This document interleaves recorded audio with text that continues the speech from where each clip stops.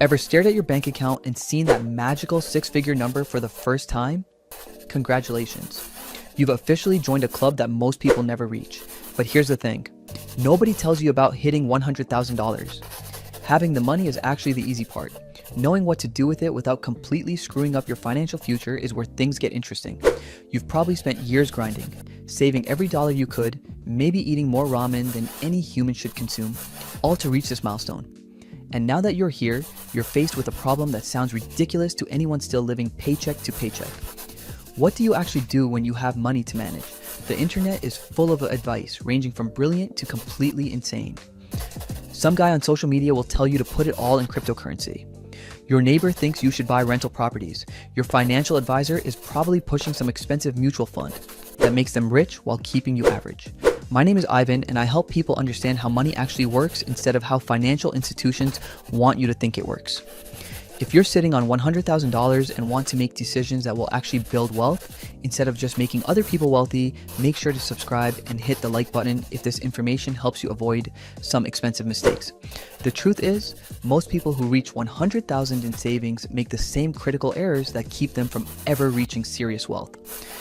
They either get paralyzed by too many options and do nothing, or they get overconfident and make moves that sound smart but are actually terrible for their situation. You're not at the finish line.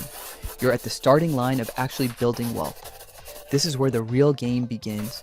The moves you make from this point forward will determine whether you retire comfortably or work until you die.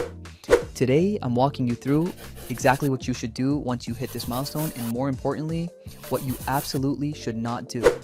Action 1. Do absolutely nothing for a few weeks. I know that sounds crazy when you got all this money burning a hole in your account, but hear me out.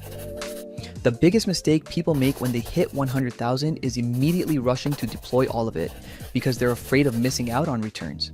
They've been saving for so long that they think any day not investing is a day wasted. This impatience leads to spectacularly bad decisions. Take a step back and think about your complete financial picture. Yes, having six figures saved is incredible, but what does the rest of your situation look like? Are you carrying any debt? Do you have a solid emergency fund separate from this money? What are your income prospects? What are your actual financial goals beyond just having money? These questions matter more than whatever the stock market did yesterday. The psychological trap here is thinking that action equals progress.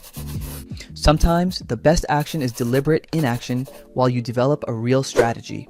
Poor Peter immediately throws everything into the market without a plan and ends up panic selling during the first downturn. Rich Richard spends 2 weeks mapping out his entire financial situation, identifying gaps and creating a strategic deployment plan.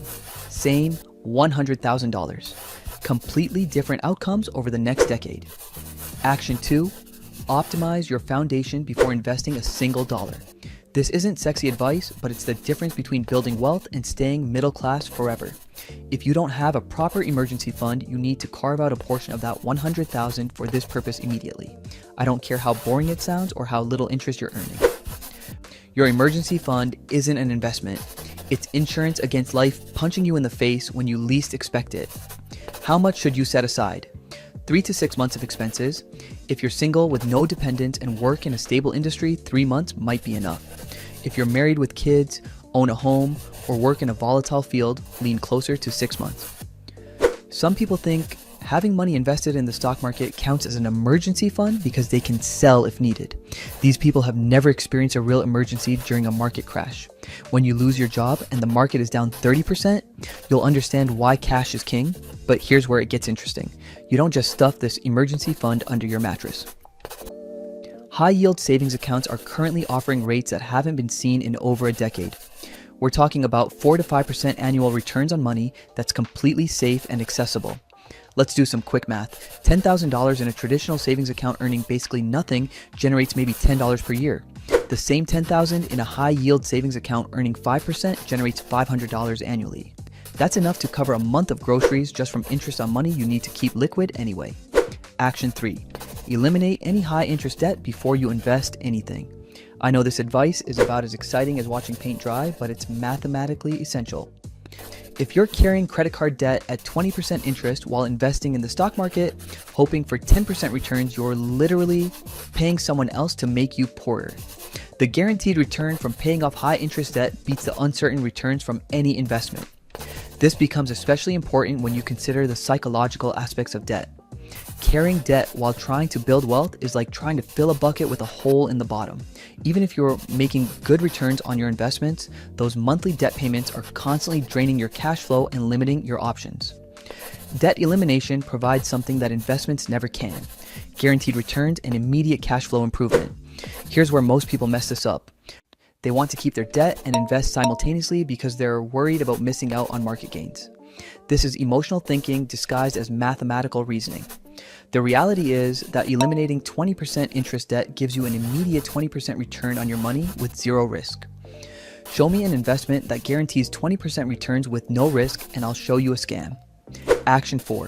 Maximize your tax advantage accounts, and this is where most people leave serious money on the table. If you haven't maximized your contributions to retirement accounts, you're essentially declining free money and paying unnecessary taxes. The contribution limits for these accounts increase every year, and they represent some of the most powerful wealth building tools available to regular people. Get cake. For 2025, you can contribute over $23,000 to a 401k with additional catch-up contributions if you're over 50. Traditional IRAs and Roth IRAs allow additional contributions, and health savings accounts provide triple tax advantages that make them incredibly powerful for long-term wealth building. These aren't just retirement accounts, they're wealth building machines that let you legally avoid paying taxes on investment growth for decades. But here's the part that will change how you think about these accounts. The contribution limits aren't just suggestions, they're opportunities that expire every December 31st. Miss them and you can never get them back. That unused contribution space is gone forever, along with decades of potential tax-free growth. The decision between traditional and Roth contributions depends on your current income level and expected future tax rates. If you're in a high tax bracket now and expect to be in a lower bracket in retirement, traditional contributions make sense. If you're early in your career or expect tax rates to increase, Roth contributions let you pay taxes now at lower rates and withdraw everything tax-free later. Action 5. Choose a boring investment strategy because boring consistently wins. The investment world is designed to separate you from your money through complexity, fees, and emotional manipulation. Everyone wants to sell you something, and most of it is garbage wrapped in fancy marketing. Here's what the financial industry doesn't want you to know. The most boring investment strategy consistently outperforms the exciting ones. While some guy on YouTube is telling you about his secret stock picking system and your brother-in-law is bragging about his cryptocurrency gains, the wealthy are quietly putting their money into simple index funds and watching compound interest work its magic. Index funds aren't sexy. They don't give you stories to tell at parties. Nobody's going to be impressed when you say you own the entire stock market through a single fund. But you know what is impressive? Actually having money when everyone else is broke.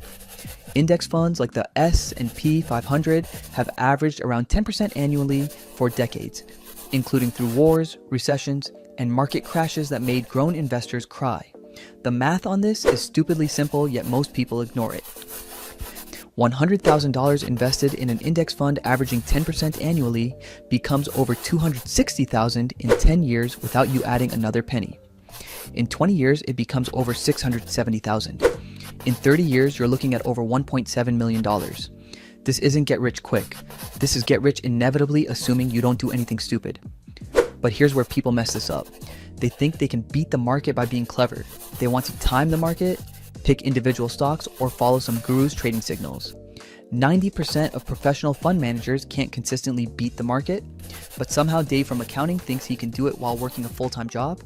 The arrogance is breathtaking. Dollar cost averaging becomes your best friend when investing large sums. Instead of throwing all $100,000 into the market at once and praying you didn't buy, at the peak, spread your investments over several months. Maybe invest $20,000 per month for 5 months or $10,000 per month for 10 months. This reduces the risk of buying right before a crash. Action 6. Understand real diversification beyond just owning different stock funds. Real diversification isn't owning 50 different mutual funds that all basically hold the same stocks. It's spreading your risk across different types of assets that react differently to economic conditions. Real estate deserves serious consideration when you're working with six figures. Not because you need to become a landlord and deal with tenants calling you at midnight about broken toilets, but because real estate provides something that stocks don't: leverage and inflation protection. With $100,000, you could put down payments on multiple properties and control assets worth several times your initial investment. Let's say you use that $100,000 as down payments on 4 properties worth $80,000 each. You now control $320,000 worth of real estate with your original investment. If those properties appreciate by just 5% annually, you're earning $16,000 in equity growth on your $100,000 investment. That's a 16% return, and we haven't even talked about rental income yet. But direct real estate investment isn't for everyone if you don't want to deal with property management, maintenance, and tenant issues.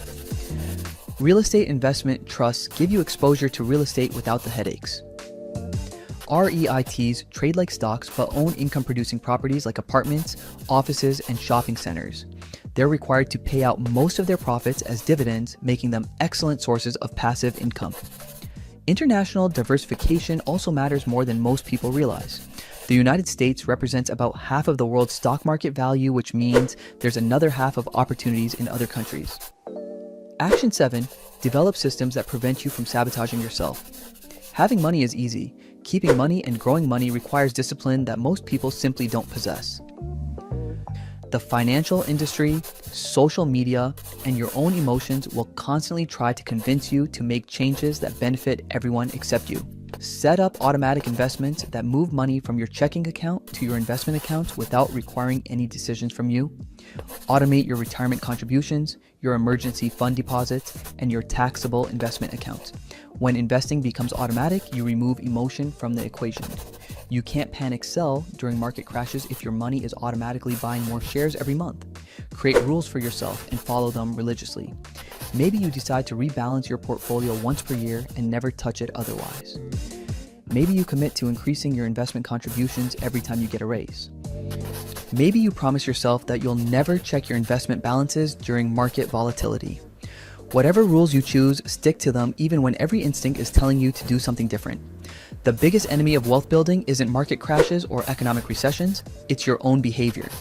The wealthy understand something that most people never figure out. Your lifestyle should be based on your passive income, not your net worth.